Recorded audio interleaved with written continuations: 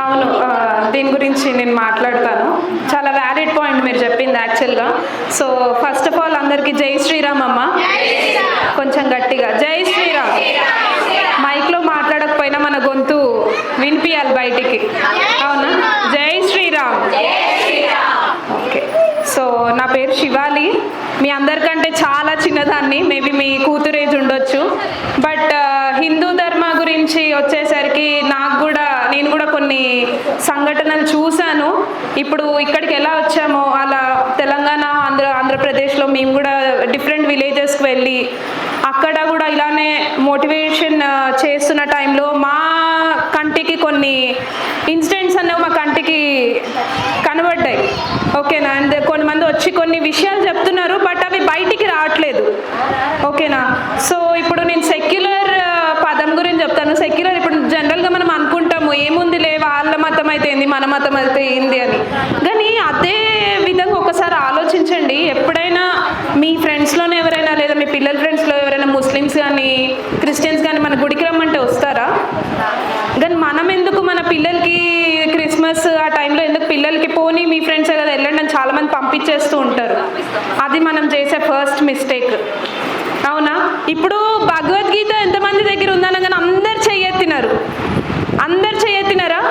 ఎంతమంది? ఇప్పుడు నేను ఒక క్వశ్చన్ అడుగుతా, ఎంతమంది భగవద్గీతలో శ్లోకాలు డైలీ మీ పిల్లలకి చదివిపిస్తున్నారు? ఎవ్వరు చెయ్యెత్తారు. ఎందుకు తెలుసా? ఓకే, అదే 100లో 2 3 ఒప్పుకోండి, వాస్తవం ఇది. నేనేమంటున్నా అంటే ఇప్పుడు జనరల్గా మనం క్రిస్టియన్స్ని చూస్తాము, సండే రాగానే ప్రేయర్స్, వాళ్ళకి ఆ టైం అంటే స్కెడ్యూల్కి వెళ్ళిపోతారు.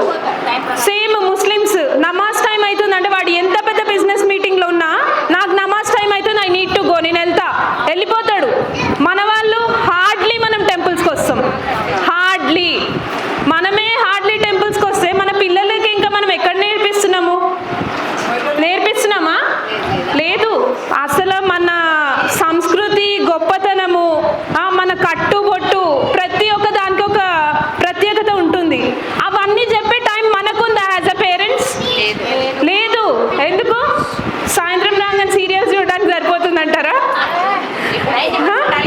90% నేను ఏమంటున్నా అంటే ఫస్ట్ టెక్నాలజీ ఇన్ఫ్లుయెన్స్ అనేది పిల్లల మీద చాలా ఉంది. సో వాళ్ళకి మంచి ఏంటి చెడేంటి మనం చెప్పకపోతే, ఇవాళ పాస్టర్ వచ్చి ఇప్పుడు యేసుప్రభు గొప్పోడు, క్లౌడ్స్ నుంచి వస్తున్నాడు అని అట్లా చాలామంది విలేజ్లలో చెప్తున్నారు మాకు. అంటే పిల్లల దగ్గరికి వెళ్ళి ఎందుకు మోటివేట్ చేస్తారు? పిల్లలకి ఏం తెలియదు, వాళ్ళు ఏది చెప్పినా నమ్మేస్తారు. ఎందుకంటే వాళ్ళకి నాలెడ్జ్ మనం ఏదైతే ఇవ్వాలో మనం ఇవ్వట్లే. యాజ్ అ పేరెంట్స్ ఇస్తున్నామా? ఇవ్వట్లే.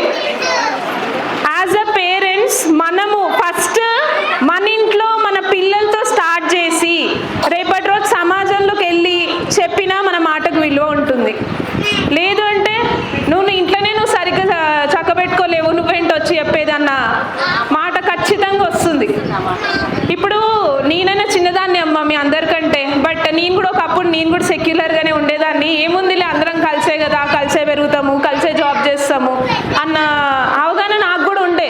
బట్ రాను ఈ ఎప్పుడైతే విలేజెస్కి వెళ్ళడం నేను కూడా స్టార్ట్ చేశానో, ఒక్కొక్కరు వచ్చి చెప్పడం వాళ్ళ బాధలు, ఇలా జరుగుతుంది అలా జరుగుతుంది అంటే, ఇన్ని జరుగుతున్నా కూడా మన కంటి ముందుకు రావట్లేదు, తీసుకురావట్లేదు. మెయిన్ అక్కడ ఒక తప్పు అవుతుందంటే అక్కడికి మట్టేసి కప్పేస్తున్నారు తప్ప దాన్ని సొసైటీలోకి తీసుకురావట్లేదు. అండ్ ఇంకోటి, ఒక స్టోరీ చెప్తాను, చిన్న స్టోరీ. ఒక ముసలాయన, ఆయనకు 4 కొడుకులు. ఓకేనా? 4 కొడుకులు. ఆయనకి ఏంటంటే ఇప్పుడు ఎప్పుడు వాళ్ళ పిల్లలందరూ ఆస్తుల కోసం గొడవ పడుతుంటారు. ప్రతి ఇంట్లో జరిగే సినారియో అంటారా? అవును. ఆస్తుల కోసం గొడవ పడుతున్నప్పుడు ఆయన కంప్లీట్గా బెడ్ రెస్ట్ టైం అంటే ఆయనకి ఇక లేచి చనిపోతాడని అర్థమైపోయింది. ఆ టైంలో ఆస్తులు పంచాలని కొడుకులు ఇలానే గొడవ పడుతూ ఉన్నారు. అయితే ఆ టైంలో ఆయన ఏం ఆలోచించారంటే, సరే వీళ్ళకు ఇలా ఎప్పుడు గొడవ పడ్డం కాదు, వీళ్ళకు ఒక బుద్ధి చెప్పాలనేసి అందరికీ ఒక గ్రూప్ ఆఫ్ స్టిక్స్ ఇస్తారు. ఓకేనా? గ్రూప్ ఆఫ్ స్టిక్స్లో ఆ 4గురికి ఇండివిజువల్గా ఒక్కొక్క కట్టె ఇచ్చేది ఇరగొట్టమంటారు. ఒక్కొక్క కట్టె ఏముందమ్మా, ఇరగొట్టేస్తాం కదా, ఆ మాత్రం బలం మనకుంది. అలానే ఇరగొట్టారు. నెక్స్ట్ అదే 4 కొడుకులకి ఇట్లా ఒక గుద్దు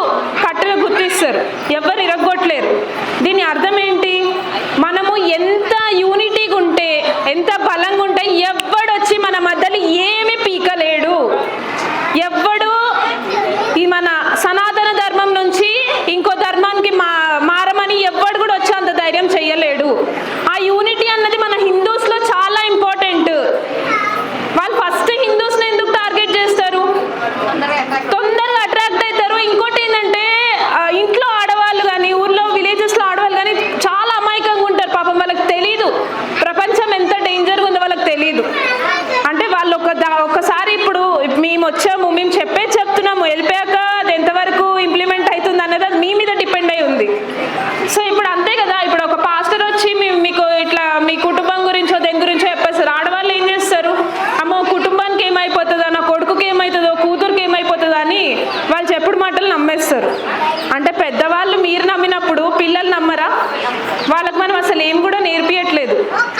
సో నేను ఒకటే చెప్తానమ్మా మీ అందరికీ కూడా, మీరు మీ పిల్లలకి ఇప్పుడు భగవద్గీత అందరింట్లో ఉండడం గొప్ప కాదు, దాన్ని చదవడము, దాన్ని శ్లోకాల యొక్క అర్థం పిల్లలు తెలుసుకోవడం చాలా గొప్ప విశేషం. మనము ఇట్లా చెప్పుకుంటూ పోతే మన సనాతన ధర్మంలో ప్రతి ఒక్క దానికి విశిష్టత. ఇప్పుడు మన బొట్టుకు కానీ, గాజులు మనం వేసుకునే గాజులకు కానీ, కుంకుమకు కానీ, పసుపుకు కానీ అన్నిటికీ ఒక్కొక్క చరిత్ర ఉంది. అవి మీకు తెలుసు మాకంటే ఎక్కువ. కానీ ఇప్పుడున్న ఎడ్యుకేషన్ సిస్టంలో ఇవన్నీ ఇంక్లూడ్ చేస్తారా? లేదు. ఎవరో బ్రిటిష్లు వచ్చారు, ఇలా జరిగింది. ఇప్పుడు చావా మూవీ గురించి చెప్పారు ప్రవీణ్ గారు. ఆ సినిమా చూసేదాకా ఇలా అయిందని ఎవరికైనా తెలుసా? తెలీదు. ఎందుకంటే మన ఎడ్యుకేషన్ సిస్టంలో కూడా ఇవన్నీ ఇంక్లూడ్ చేయట్లేదు. రామాయణం ఎక్కడో 10th లాస్ట్ భాగంలో వస్తుంది మనకి. సో ఒక ఎడ్యుకేషన్ సిస్టమ్ మీదనే డిపెండ్ అవ్వడం కాకుండా మీరు మీ పిల్లల్ని ఎడ్యుకేట్ చేయడం చాలా ఇంపార్టెంట్. అర్థమవుతుందా? సో ఇదొక్కటి ఒక చిన్న రిక్వెస్ట్ అనుకోండి. బట్ మీ ఇంట్లో నుంచి స్టార్ట్ చేయండి, సైన్యాన్ని రెడీ చేయండి. అర్థమైందా? ఫ్యూచర్ లీడర్స్ అంటుంటాం కదా, ఫ్యూచర్ లీడర్స్ యొక్క మోరల్ ఎథిక్స్ వాల్యూస్ కూడా మన ఇంట్లో నుంచే స్టార్ట్ అవుతాయి.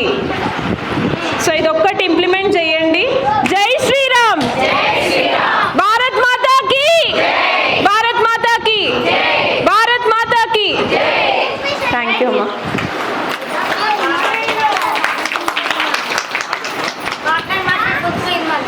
నాదా పర్లేదు.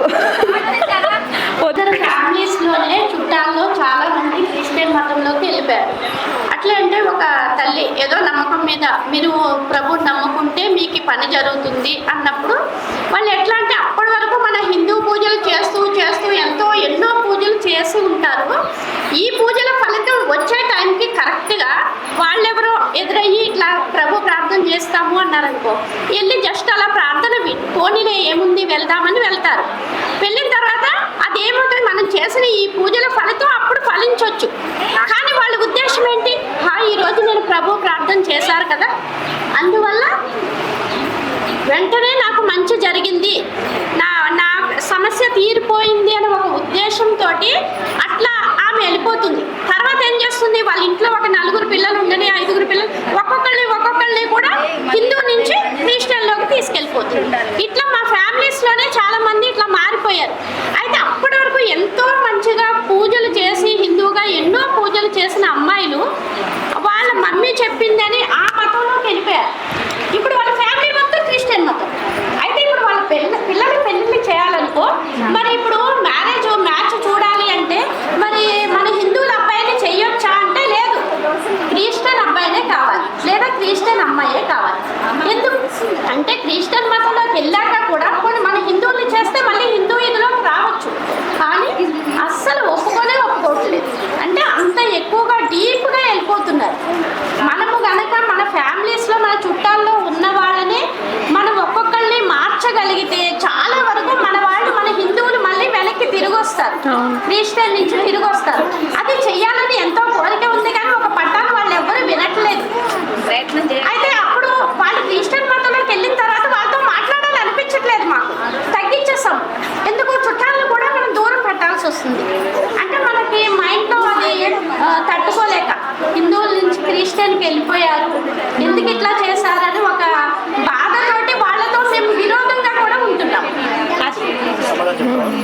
అట్లయితే మనం అందరం ఏం చేయాలంటే, ఇప్పుడు మన రిలేషన్లో ఎవరైనా కనుక ఇలా క్రిస్టియన్ మతంలో వెళ్ళుంటే వాళ్ళని మనం తీసుకురావడానికి కొంత ప్రయత్నం చేస్తే ఏమైనా ఫలిస్తే మనం చాలా గ్రేట్.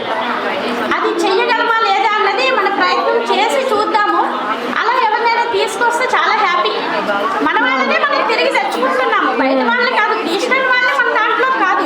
ముందు మన హిందువులు ఎవరైతే వెళ్ళారో వాళ్ళని రిటర్న్ తీసుకొద్దాం, అది ముందు ప్రయత్నం చేద్దాం అని కోరుకుంటున్నాం. జై శ్రీరామ్, జై హింద్.